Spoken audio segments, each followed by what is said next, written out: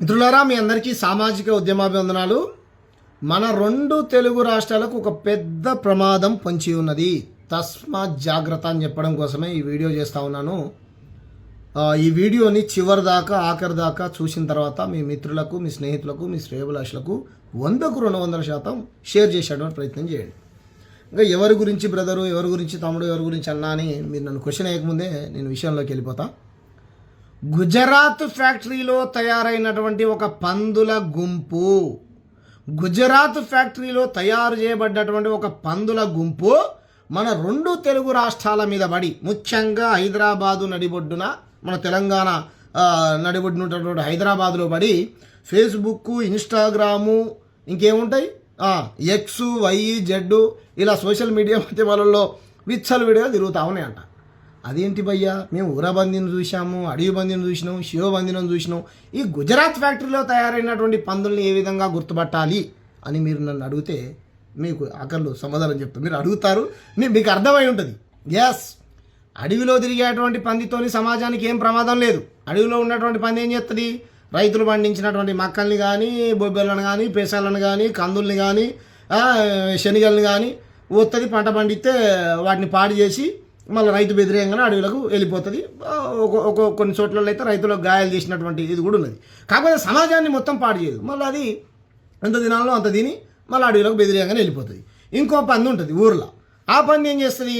ఊర్లో బయలుకు పోయినటువంటి చెత్త చెదారాన్ని మొత్తం శుభ్రం చేసి ఒక రకంగా గ్రామాన్ని చాలా శుభ్రంగా పెడుతుంది. ఆ పందితో కూడా మనకేం ప్రమాదం లేదు, మనుషులకేం హాని చేయదు. ఎందుకంటే నేను కూడా ఈ రెండింటి పందుల ప్రేమికున్నాయి. ఇంకో పంది ఉంటుంది తెల్లగా, శివబంది అంటాం, ఎట్ట పడతట మెత్తా ఉంటుంది, మంచిగా ఇట్లా దున్నపోతు బలిసినట్టు పడుతుంది. మళ్ళీ దున్నపోతు అంటే కూడా దున్నపోతు ప్రేమికులు బాధపడారు. జస్ట్ అవతారం చెప్పడం కోసం నేను అట్లా అంటా ఉన్నా. నేను కూడా పంది ప్రేమికునే, నేను కూడా దున్నపోతు ప్రేమికునే. ఈ గుజరాత్ ఫ్యాక్టరీలో తయారైనటువంటి ఈ సోషల్ మీడియా పందుల వీటికి మాత్రమే, ఈ సోషల్ మీడియా పందులకు మాత్రమే నేను వ్యతిరేకిని. ఎస్, ఆ పందుల గురించి ఈరోజు మనం మాట్లాడబోతాం. ఆ పందులు తెలంగాణలో ప్రజలు ఎదుర్కొనేటువంటి సమస్యల గురించి మాట్లాడవు. ఆ పందులు తెలంగాణలో కుల వివక్ష జరిగితే మాట్లాడవు. ఆ పందులు తెలంగాణలో అంబేద్కర్ను అవమానిస్తుంటే మాట్లాడవు. ఆ పందులు తెలంగాణ పైన మార్వాడోళ్ళు, గుజరాతోళ్ళు విజయం చెమ్ముతూ ఉంటే, అమనక్కని తిడుతూ ఉంటే, మన కులాలను అవమానిస్తూ ఉంటే మాట్లాడవు.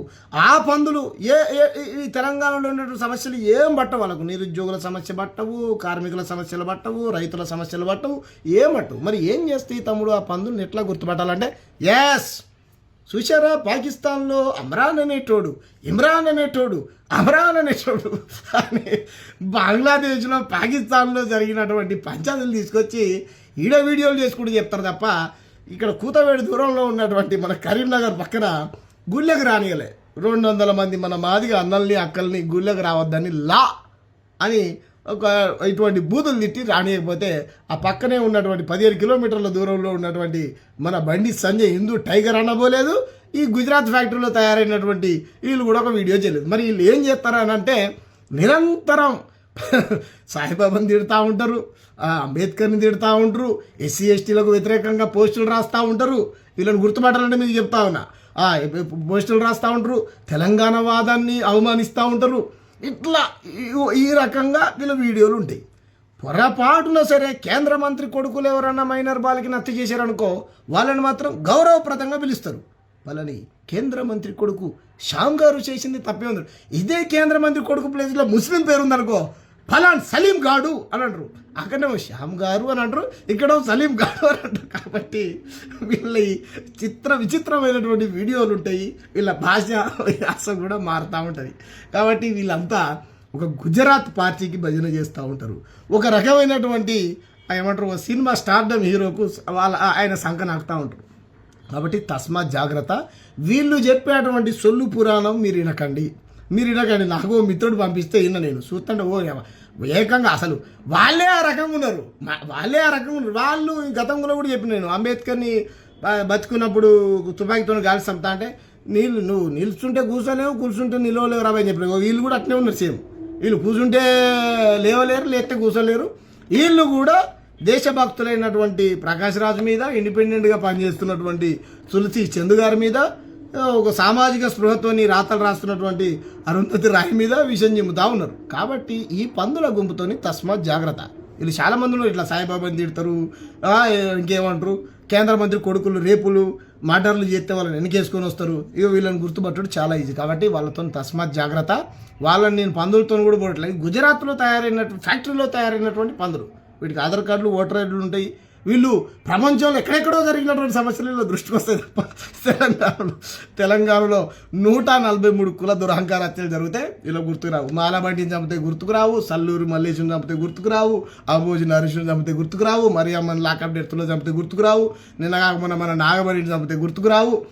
ఇవి ఏం గుర్తుకురావు వీళ్ళకు. ఎంతసేపు నువ్వు హిందువా ముస్లింవా క్రిస్టియన్వా, ఆడు ఈ పాయిజన్ చేసిండు, ఈడు ఈ ఫుడ్ పెట్టిండు. మళ్ళీ ఈడ మార్వాడలు చేసే కల్తీ మీద ఒక వీడియో చేస్తారంటే చెయ్యరు. ఇలా దోపిడీ మీద వీడియోలు చేస్తారంటే చేయరు. నిన్న కాక మొన్ననే చూసిన నేను జేబీ పన్నందుకు పైసలు పైనుంచి పడేసిండు ఇట్లా. ఆయన మీద ఎవరైనా వీడియో చేస్తారంటే చెయ్యరు వీళ్ళు. కాబట్టి వీళ్ళందరినీ ఒక ఫ్యాక్టరీ తయారు చేసి 2 తెలుగు రాష్ట్రాల మీద వదిలింది. తస్మాత్ జాగ్రత్త.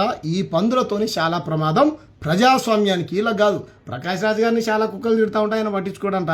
తులసి చంద్ గారిని చాలామంది తిడతా ఉంటారు, ఆ మేడం గారు కూడా పట్టించుకోదంట. కాబట్టి మరి మేము కూడా పట్టించుకోము, మీరు కూడా కుక్కలని మనం అనొచ్చు.